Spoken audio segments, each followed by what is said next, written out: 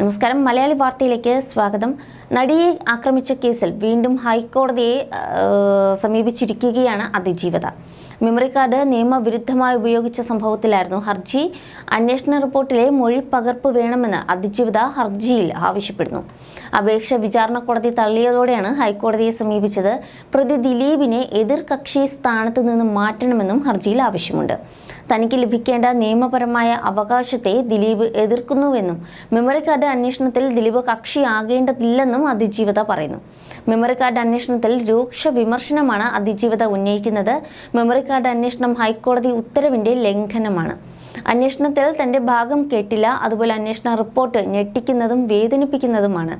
ഹൈക്കോടതി മാർഗനിർദ്ദേശങ്ങൾ ലംഘിച്ചത് ബോധപൂർവമെന്നും ഇത് കോടതി അലക്ഷ്യമെന്നും അതിജീവിത ഹർജിയിൽ വിമർശിക്കുന്നുണ്ട്. കേസിലെ പ്രധാന തെളിവായ മെമ്മറി കാർഡ് കോടതിയുടെ കസ്റ്റഡിയിലിരിക്കെ അനുമതിയില്ലാതെ പരിശോധിച്ചതിൽ ജില്ലാ സെഷൻസ് ജഡ്ജി ഹണിയം വർഗീസായിരുന്നു അന്വേഷണം നടത്തിയത്. തുടർന്ന് അന്വേഷണ റിപ്പോർട്ട് ഹൈക്കോടതിയിൽ സമർപ്പിച്ചിരുന്നു. ഇതിന്റെ പകർപ്പ് ലഭിച്ചിട്ടില്ലെന്നും ലഭ്യമാക്കണമെന്നുമായിരുന്നു അതിജീവിതയുടെ ആവശ്യം. കോടതി സമയത്തിനപ്പുറത്ത് പല സമയങ്ങളിലായാണ് മെമ്മറി കാർഡ് പരിശോധനകൾ നടന്നിരിക്കുന്നത്. രാത്രി സമയങ്ങളിലും ഫോണിലും പരിശോധന നടന്നിട്ടുണ്ടെന്ന് വ്യക്തമാക്കുന്ന FSL റിപ്പോർട്ടും പുറത്തുവന്നിരുന്നു.